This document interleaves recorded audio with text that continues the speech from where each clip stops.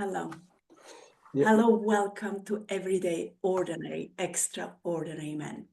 I'm Martina and I'm here with Christina, and we are deep divers and avid students of life and powerful facilitators for healing. In real life, I'm a life coach specializing in parent and women empowerment, and I'm also a sound healer.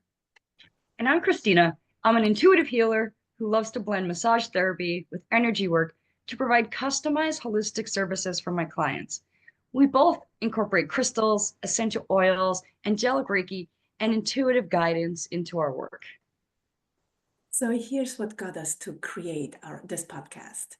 Most humans have a lot of preconceived notions and stereotypes about gender. For example, men are tough and silent and forceful, and women are chatty and manipulative and emotional. And in doing that, we put people in a box and often forget to see beyond those labels. And if someone is not fitting the mold, we might call them a tomboy or a sissy. And those and similar labels often cause discord. So what would the world look like where we go beyond our preconceived notions and understand that we are much more than our gender? That we humans are strong and soft and gentle and deep and powerful and tough and fierce and open, and that qualities are not specific to a gender, that we all have all qualities available to express. What would the world look like where we all are free to be who we choose to be and express all of our emotions? When we allow ourselves to express the so-called masculine and feminine qualities within ourselves, we set ourselves free. And when we allow others to do the same, when we accept all of them, we create synergy, peace, and harmony. And today we're here with Christian. Christian, do you want to introduce yourself? Tell us who you are. Yes. Well, I'm Chris Scheifele. Christian is my Swiss name, and in English, everybody was calling me Chris. There is a little story about that because my host father in Florida, he would introduce himself. I'm Tom, but we are all Christians. How should we call you?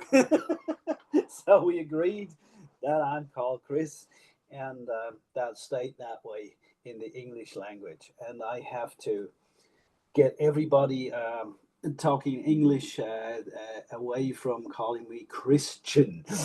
Christian is fine. Okay, this is my name.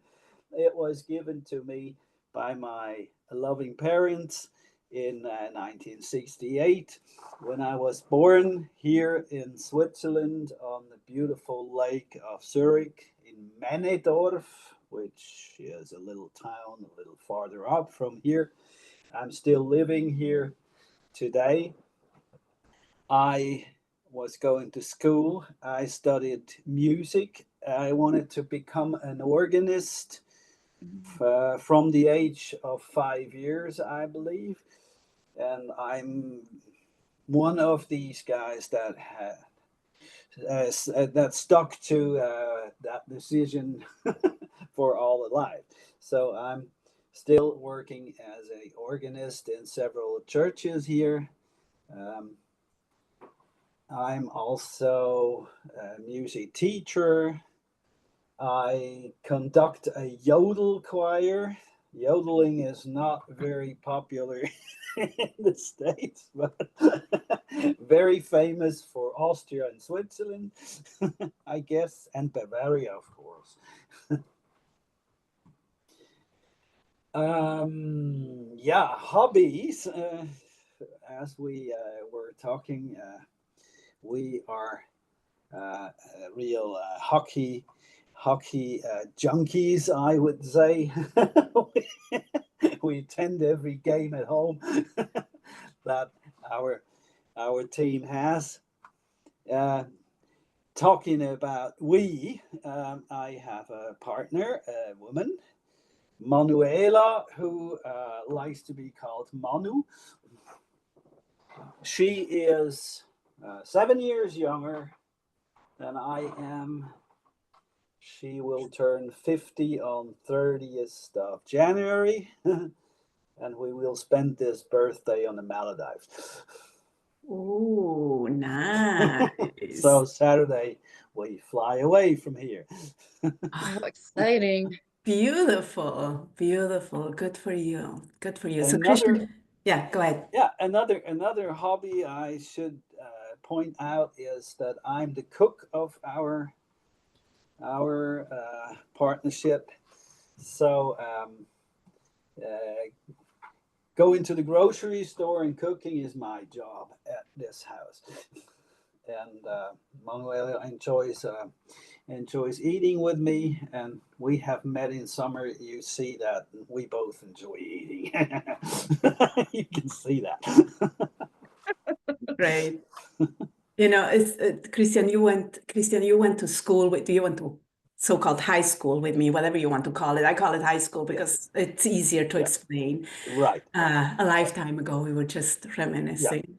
And you know, what I always appreciated about you is your sense of humor and your laughter, right? Because I imagine life was not always easy for you, and I so appreciated that. So if we really knew you, what would we know? If you really knew me, um, well, you said life has not always been easy. That is one thing you want to maybe you observe that I have a little disability. I was born without a fibula bone in the right leg, and then becoming an organist is a little special because the foot has a little problem, and I had a lot of surgeries, even being in school together with you. You observed that. So this is also a part of my life, but it hasn't given a disability so much. I could never have become a hockey player or a football player or something like that, but I wasn't interested in sports, uh, maybe because of the disability. And so getting interested in sports, that was also a little that was in America because there is no way to attend a school in the US without being at least getting in touch with some sports. And so one of our teachers, um, Coach Todd was his name, uh, he told me, listen, Chris, you can't play anything, but you have to get involved with some sports in your life. And then he made me the bookkeeper of the basketball team.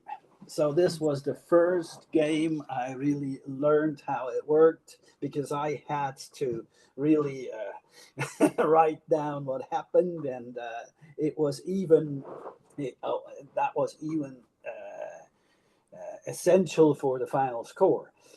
If I put this all correct, then the right team won. So it was a great responsibility behind that thing, and that got me the first time a little bit interested in sports. And then the hockey virus that comes from Manu. So when we came together, that is almost 14 years ago now. She was a great hockey fan, and then she took me to the stadium one time, and whoosh, and the virus was here. The rest is history. But I couldn't do that. I'm, I really I'm thankful I can walk without any crutches. I don't have a big problem with that leg anymore.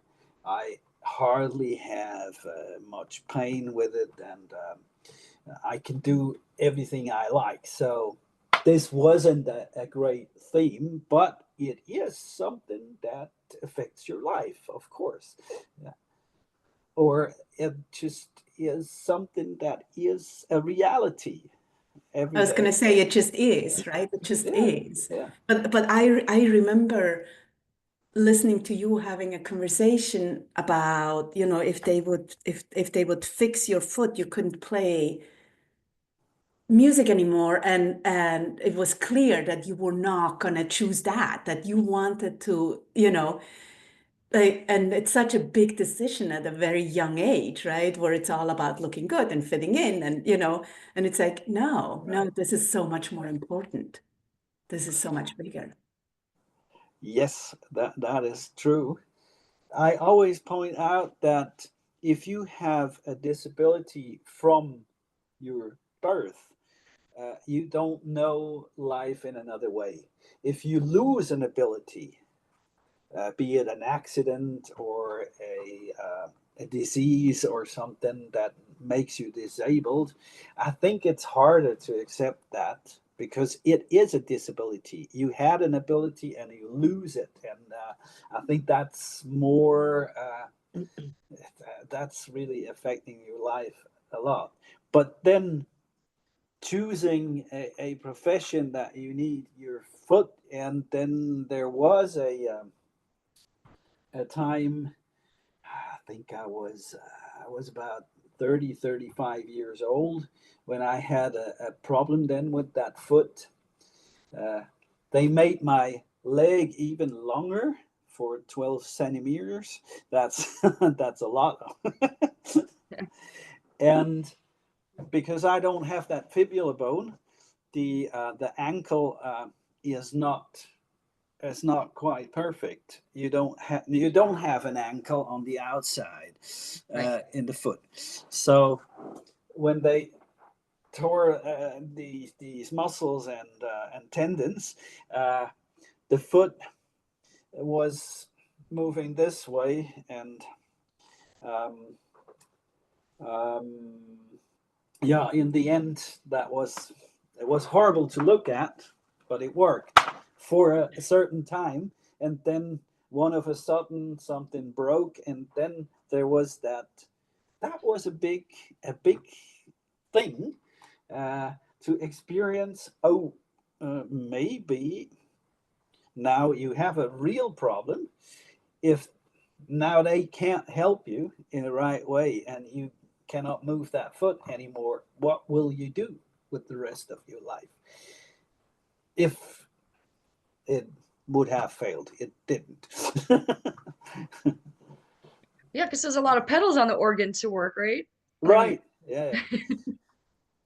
We in Europe, 30 key pedals are usual, and in the US, 32 keys. yeah, it's an incredible. I I've watched videos on YouTube about organs and the whole inner workings of them because my boyfriend is a musician and intrigued by them. So there's a lot that goes on. It's mind-boggling to to see the whole inner workings of organs. I'm not gonna go down that rabbit hole right now, but I think it's Yeah. spectacular. So um I bet I bet he watched the video of Cameron Carpenter playing Indiana Jones when he is very young. If you if you haven't ever watched it, do. okay. I know we've watched one about this man who's kind of pieced together parts from different organs. Uh-huh. Really takes you behind the scenes. I can't remember what church it is. It's some big church, but it's like where they took an organ from someplace and then parts from another one and pieced them all together. It's like a Oh Frankenstein yeah. organ. Um, but it's really cool. Anyway, we digress. Um, so I will move us on to our um icebreaker question. Tell us a funny, silly, or embarrassing story about yourself. There's a lot of funny stories about myself. Oh, um, but where to begin? Oh, let me tell you a funny story from Florida. When I was about to go home, an elderly man asked me, "Chris, when are you going back to New Zealand?" And then I said, "Well, I have never been there in my life, sir." And he looked at me like that and said, "Oh, where are you from?" And then I said, "I'm from Switzerland." And then he said, "Oh, ain't those neighboring countries?" And I said, "Yes, sir, indeed they are. Uh, if you bore a hole through the face of the earth from New Zealand, you come out in Switzerland."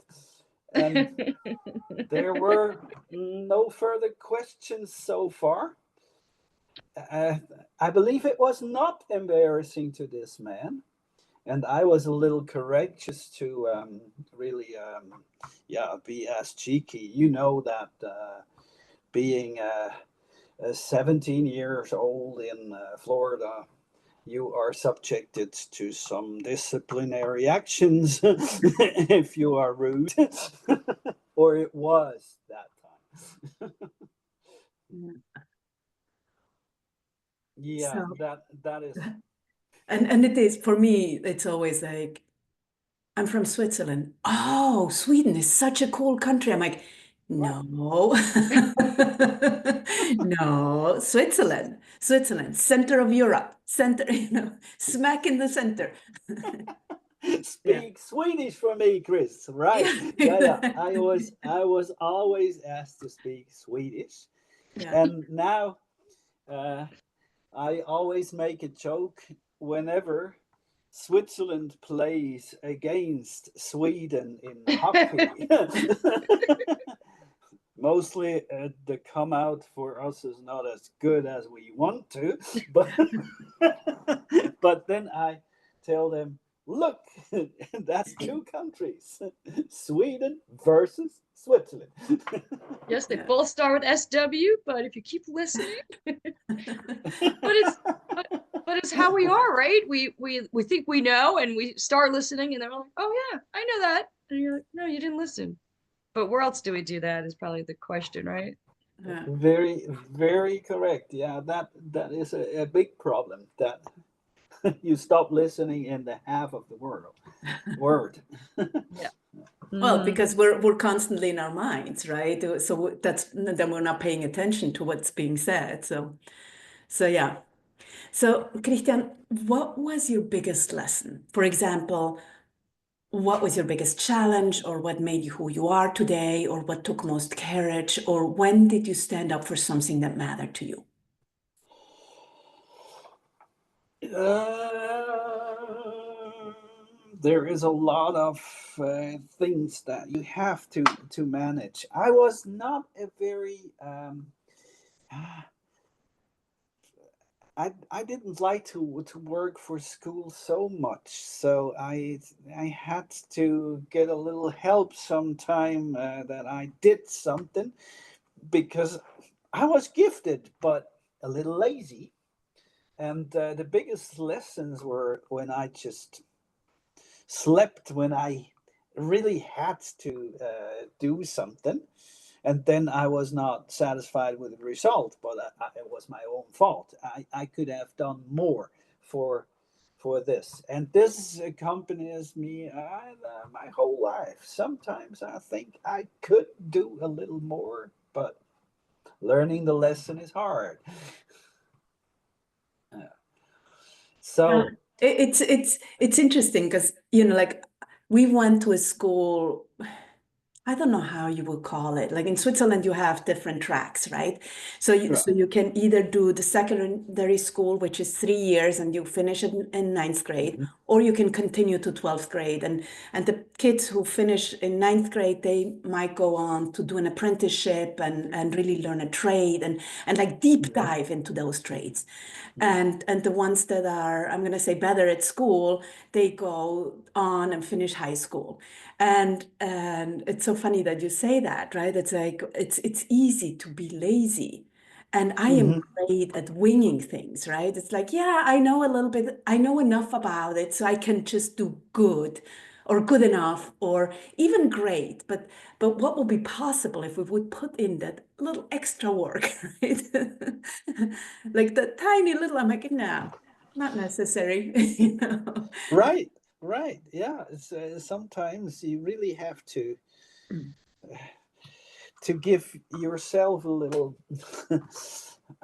Yeah. motivation. But then there's also the flip side too.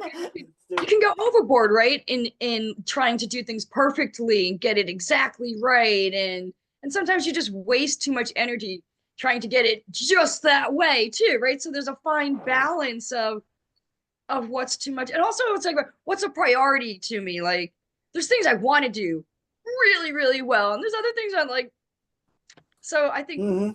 finding out what's really a priority too is important in that conversation too. And it's a great point with regards to school, right? Because we had to learn all that we had to learn, right? Right. Yeah. And and the other thing in Switzerland is like you don't start diversifying. You have like the whole palette until you finish high school. You Right. study through like whether it's math or geography or history or you know languages like you have to. It's not like you get to pick Right. and choose what you Yeah. want and so it's like I don't care that much about this subject, you know.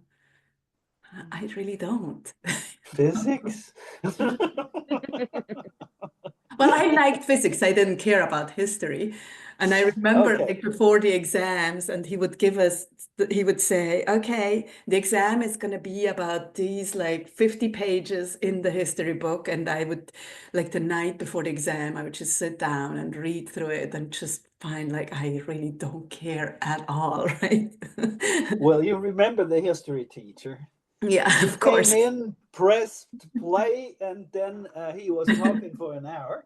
And he promised that if somebody would really manage to interrupt him once or twice each lesson, he gets half a grade upgrade. I did it. I think, okay, I take that challenge.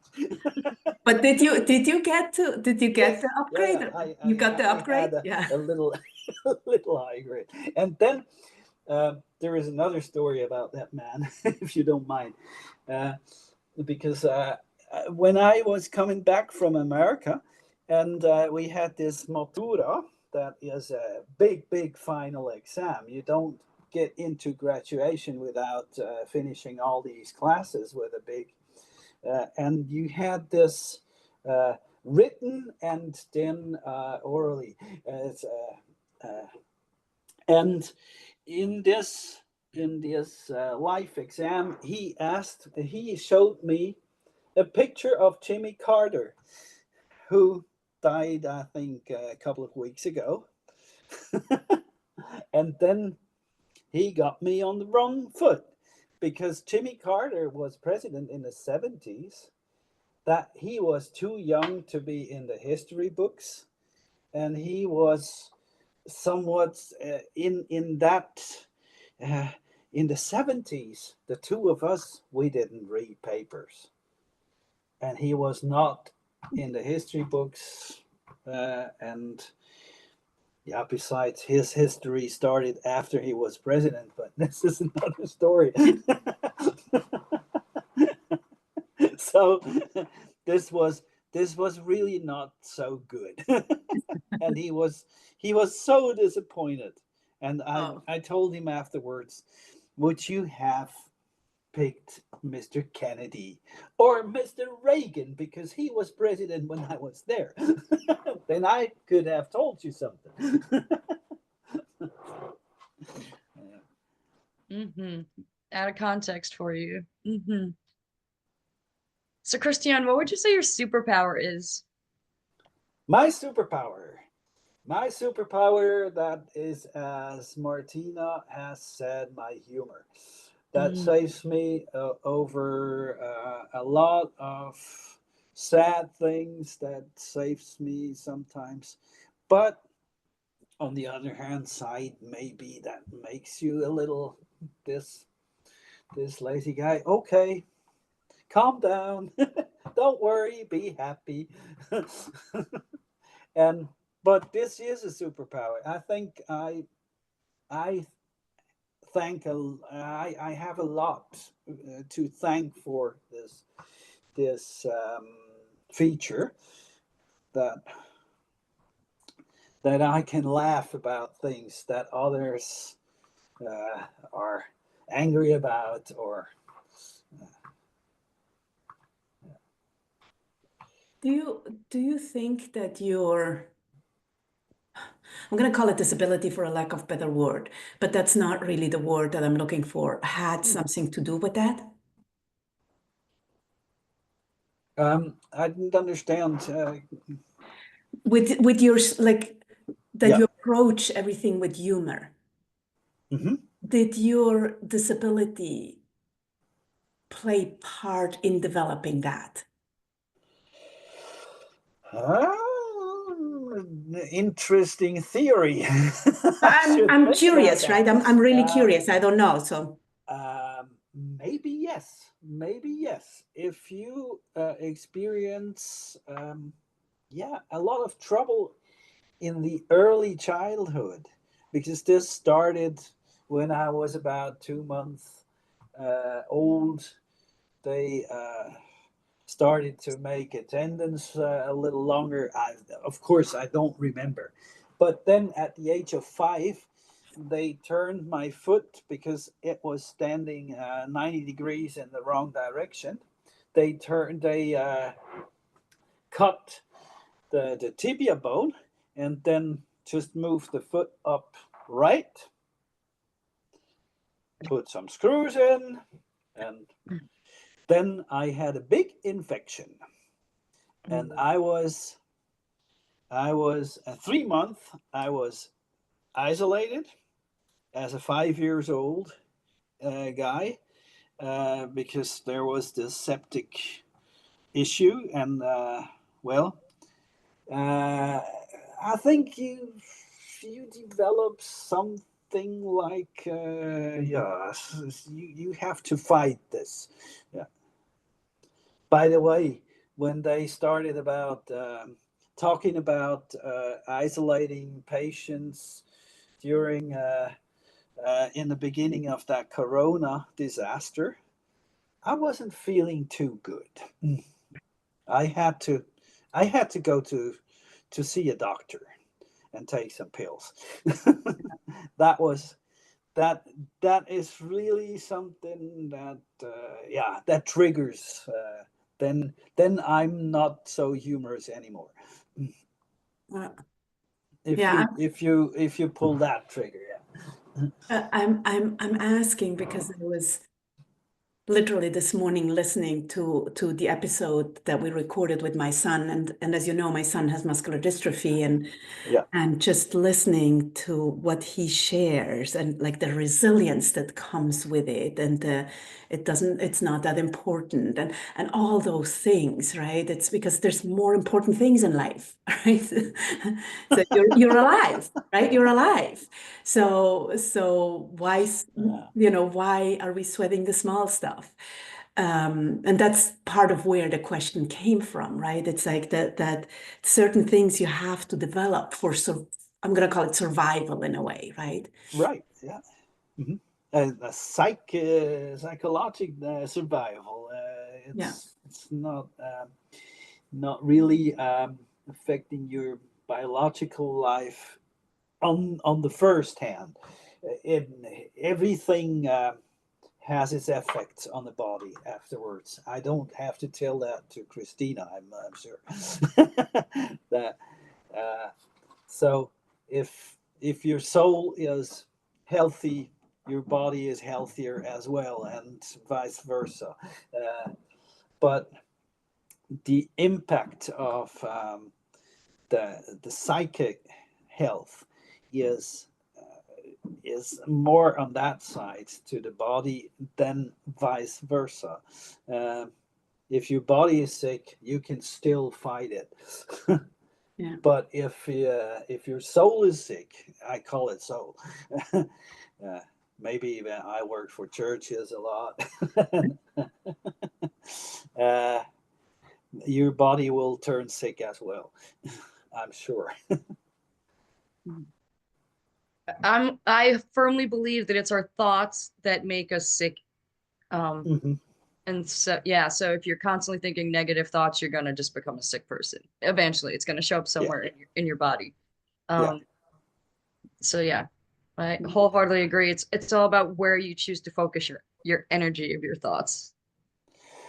That's right too. So maybe we have even three levels of we're discussing about, because the thinking is uh, this is really something you make, I believe, and you decide what you think. And you can also judge. I don't like judging people too much, but we all do it. You can't go through life without ever um, judging. And if yeah, certain people that really have a sick thinking. Yeah. Yeah, well, but I just want to put in the disclaimer because I always like to say that it's simple to say you control your thoughts. It's not always easy, right? I've had in the last few weeks, I had some stuff going on at home and I really had to like some at the beginning it was every 10 seconds, like, no, different thought. No, I don't want that thought. Just give me a new one. Give me a new one. And it takes effort. It's not just like, oh yeah, Yeah. okay, good. I'm gonna, It takes it practice, it takes effort and practice. Like yes, exactly, Mm-hmm. exactly. Mm-hmm. So it's it's not. another muscle to develop that awareness of where am I putting my thoughts. And there's still some that are so deeply ingrained that it takes a while to catch yourself when you don't even realize that that is a thought, right? Like it's Yeah, just like half an hour later, I'm like, oh, I can bring myself back here. Yeah, Yeah, yeah, yeah. yeah, To change your mind is not so easy. You have to put in an effort on that one, yeah. and you have to get some impulse. You have to like a nutrition for the brain and something.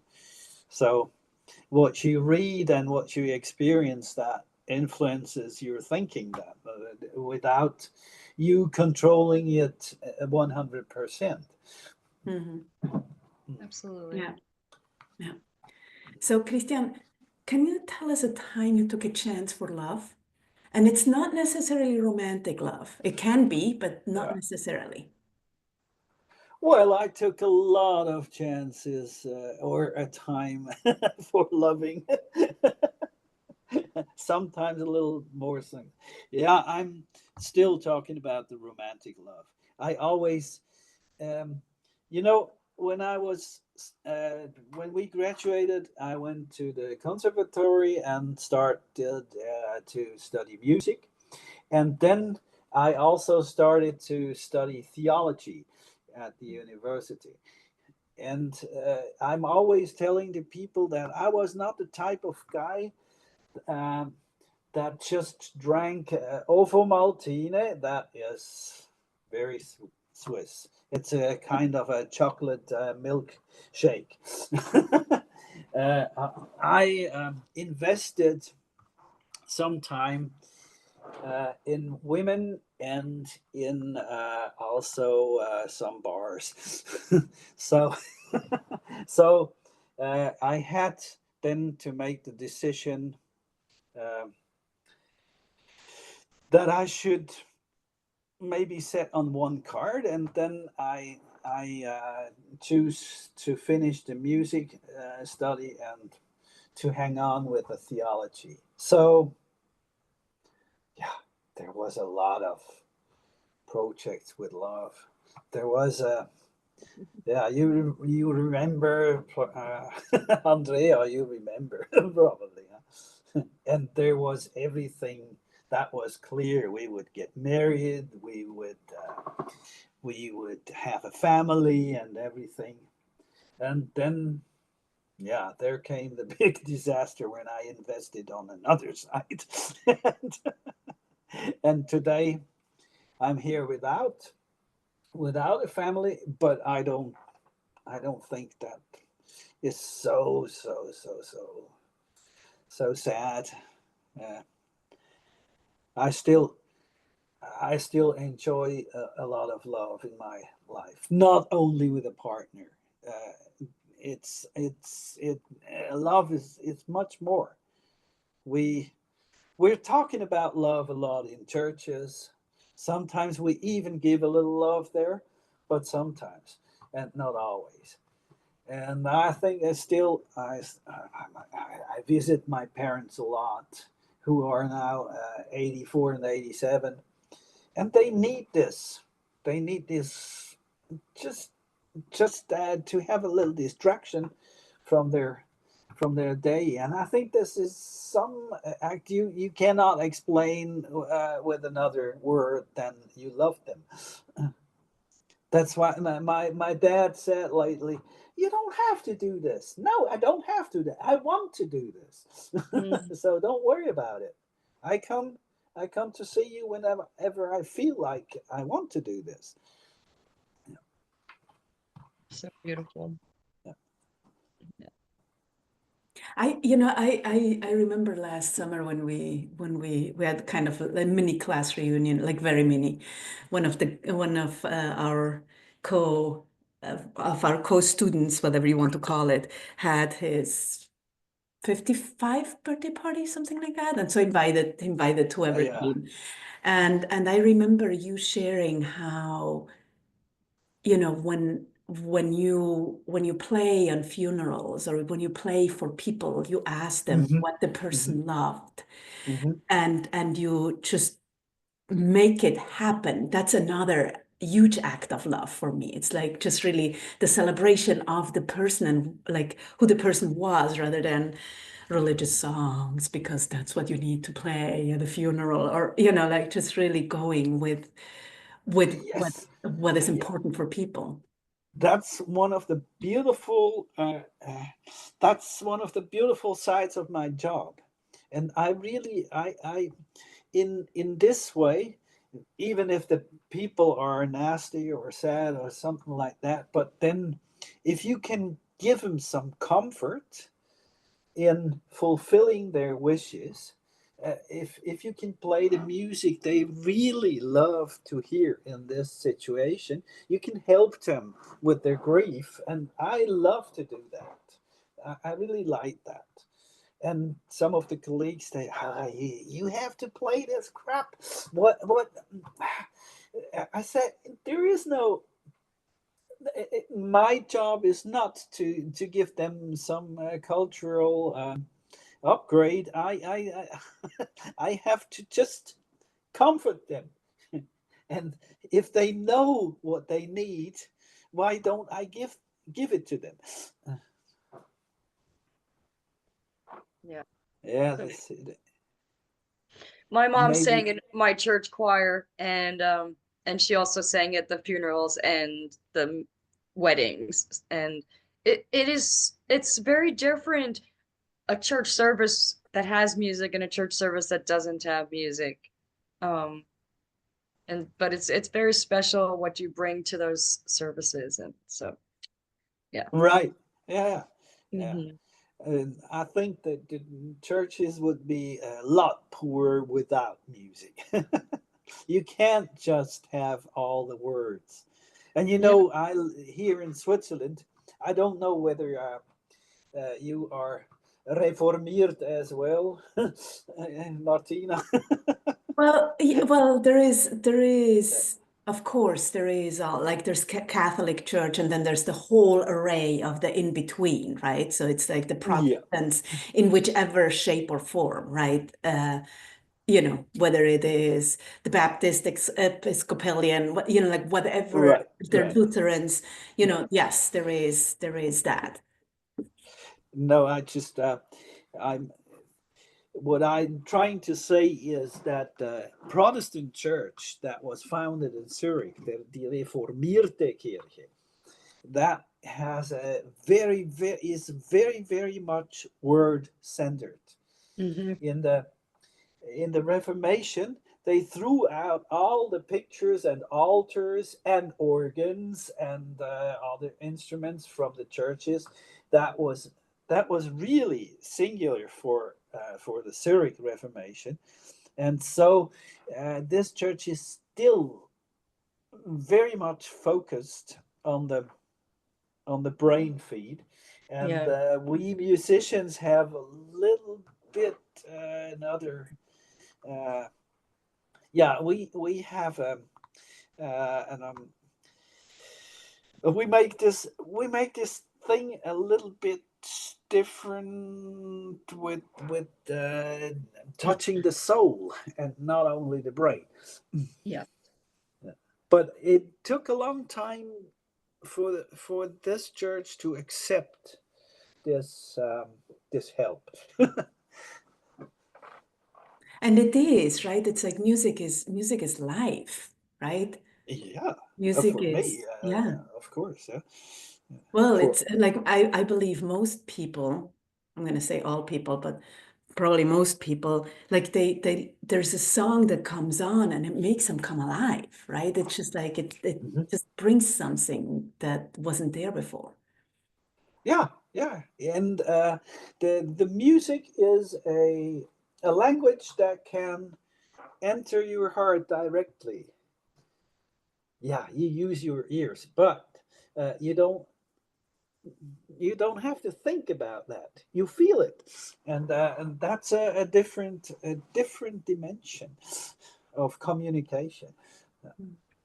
Absolutely. Yeah. Because when they're just reading, when it's the heavy words, you're not feeling it the same way as when you're participating in the music portion of the ceremony. So, yeah, I agree. Yeah, right. Hmm. Yeah. Woo. So, Christian, if you had a magic wand and could give people any quality, what would it be and why? Who I would, I would give him love, love, love, love, love. See, if we're not talking about politicians too much, but I take an example. If we can put a little love in Mr. Netanyahu, what would happen? Yeah. I can call out a lot of other names. I just took him. Um, I think Mr. Putin needs some love. Mr. Zelensky needs some love. And Mr. Trump needs some love as well if he wants to do this job better than the last 4 years he had. Agreed. Mhm. Yeah. And everybody that has a responsibility needs that. That is really essential. Well, everybody needs, like, for me, like as I'm listening to you, what I hear is like if we could give children that unconditional love, what would be possible in this Mhm. world, right? Mhm. Where Mhm. they know, like they're so solid and know that they're loved and held and seen and appreciated. Like what would the world look like, right? Whew. Yeah. But I'm But also sure carry you're that thought giving your forward, children all Martina. the love you have. But now, what if politicians felt loved the same way children's felt loved? Like, I mean, just think about how many people criticize them all day long and bash them, right? And what if Mm. they were feeling loved and appreciated? Like, And seen and heard, yeah. and seen and heard. What difference would that make in the world? Like, Well, I start with the children because if they grow up, that's the people, like then they will project that absolutely, out there, right? Like absolutely. Yeah. that's I just Ah, like, why. like to look at the ripples, right? Like, ooh, we create the children, and then what does that create into the world? Exactly. Yeah. yeah, that is right, and that's a very important point. And but it gets us to our limitations as well. Now you take a democratic election, like you had in the U.S., and so half of the people love him and the other half hate him, and Right. that makes yeah, a funny mixture. If Exactly. yeah. Yeah. And it's not just the energy that's going to Trump, because now it's all the people who agree, disagree, fight, not fighting, but fighting each other, right? And so that energy going Yeah, back right. and forth, and so it creates a lot of discord, right? Which is the whole reason we're here, right? to stop putting people in boxes and labeling and pointing fingers? Can we all just appreciate the goodness in everyone? Let's stop focusing on the bad. Let's just focus on our good stuff. Yeah. Yep. Let's give it a try. Yeah. Yep. Yep. So, Christian, how do you recharge your batteries? When you play for people, you give, you are standing in love, how do you recharge your batteries so you can do all of that? The daily recharge is maybe when I just come home, I cook a lovely meal, we open a bottle of wine, and this recharge is for a lot. But then in the morning, yeah, you feel you had a glass too much, and then the recharging is not as ideal. And then the doctor also says you watch your liver. uh, these things. My garden is also a recharging station. And what I'm doing now, we are going to our winter holidays. As always, in the winter, we go somewhere where there is sun and sand and water and not snow. Because with my foot, I never was able to ski, and Manu gave up on skiing, and so it's beach holidays, and this recharges a lot because the sun is, well, I have to preferably be in the shade because I'm a redhead, but still the warmth and all this, and just a good book and a sun chair and some snorkeling, and that's it. It's not much, but yeah. It is a lot. Yeah. Yeah. It's not much, but it is a lot. Yeah. And just there's something about the ocean and the waves that reset us and just, yeah. Yes, yeah. Even the sound of the waves is beautiful, and it, yeah. If you go to a place where they don't have jet skis, Yeah. or I, a lot of, there is also beaches where they have bars with loud music and boom, boom, boom, boom, boom all day is not so relaxing to me. yes. Yeah. So somebody was asking me the other day, uh, is there an organ on that island? And I said, oh gosh, no. I'm going away from that. I can do without for 2 weeks. Yeah. So good. All right, last question. What's the legacy you want to leave? What do you want people to remember about you? Uh, if they would remember me being uh, uh, a happy and humorous fellow, um, uh, that tried to give others not the hardest time, and that greatly enjoyed his own life, then I'm happy with that. I love that. I love that. I love the piece that you greatly enjoyed your life. And that just comes loud and clear. Like, this is the first time I'm meeting you on this interview, and your energy is just delightful. And it's just a pleasure to be in your company.